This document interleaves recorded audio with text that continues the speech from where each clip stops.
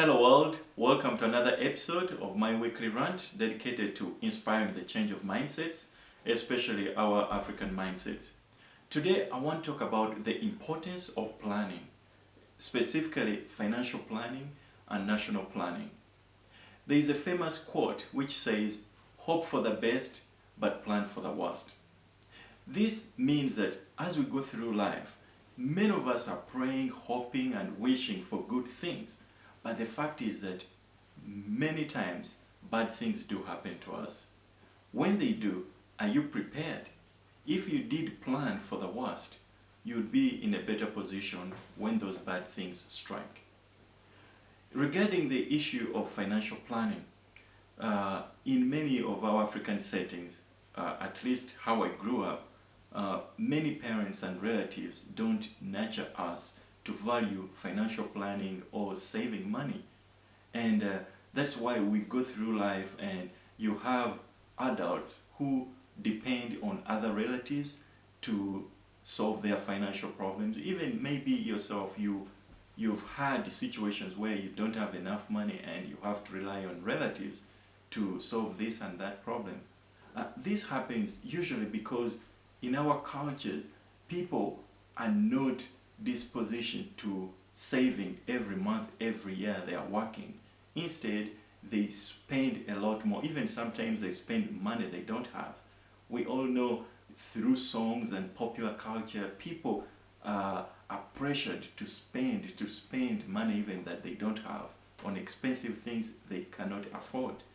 This is a bad, backward culture that does not build wealth. And even if in economics or in school they teach us about the value of saving, it is not embedded in many of our psychologies. It's not embedded in our African cultures. We need to change that. This is because when you do a little research, you realize that there are many societies outside Africa who have saving as their cultural trait. For example, the Chinese and the Far East Asian peoples, they are famous for saving a lot. Most of their countries, you study about it in economics, that they have a lot of savings in their banks, and even families, people as they are working, whether they are rich or poor, every month they do a lot of saving. Parents bring up their kids since they are young to value the fact that when you get a paycheck at the end of the month, you should save first 20, 30, 40%, and then what's left is what you use to hustle in your life. It's not the other way around. If you spend money and then at the end of the month you save what is left, most likely there won't be much left. So you need to save first before you go about spending in your life. And that's why these people, specifically the Chinese and other people, are able to save a lot of money and they use it to invest. They even come into African countries and dominate us financially, economically, because they come with money that has been saved. Instead of them coming with borrowed capital, which has been with high interest, they come with saved money and they're able to make very big profits within our societies. How many Africans have we heard of who go to these foreign countries and dominate in investment? It's not possible. Why? Because we usually don't have a firm foundation of saved capital. If we are investing, most likely it's on borrowed money which comes with high interest. That means you don't have enough profit. In regard to the issue of national planning, in our African settings, we keep reading year on about natural or social health disasters like Ebola, cholera, droughts, mudslides. These things seem to happen every season or every year, and it's as if national governments don't plan enough to prevent their bad effects. For example, in Uganda, we know communities which every rainy season are hit with mudslides. Dozens of people die. If the national governments were doing a good job of national planning, it's very easy to say this area which is prone to mudslides should not have people, move all the people to other areas such that if mudslides were to happen, there is no one to be killed. We've also read about things like cholera. We know what causes cholera or even malaria.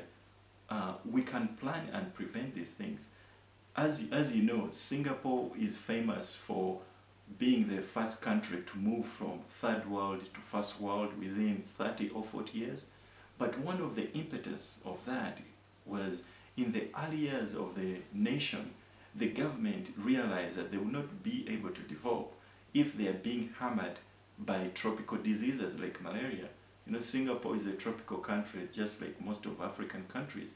So what they did is they eradicated mosquitoes in their country.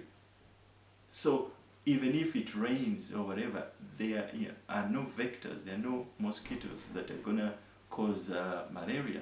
So in our African countries, national governments could also prioritize and invest in things like vaccines for malaria. There could be a vaccine for malaria. If it's hitting us bad, we need to prioritize, invest money, and get rid of that problem. That is an example of national planning. The poignant example we are all facing right now is the corona pandemic. We all read that India is being hit badly, and this is because there was lack of planning.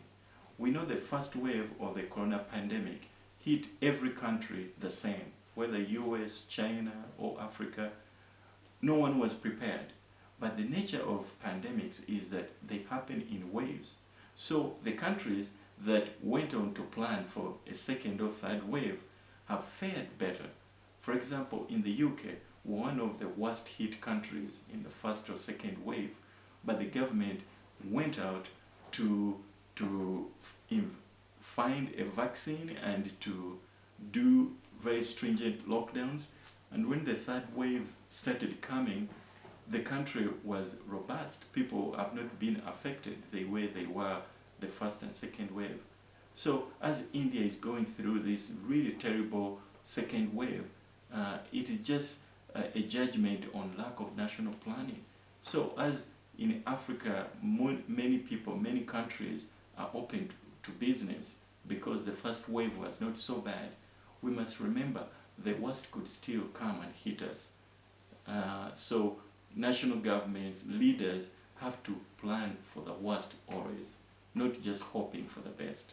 Thank you for listening. I hope if you have not been saving, you get inspired to start saving every month, every period. Save first before spending.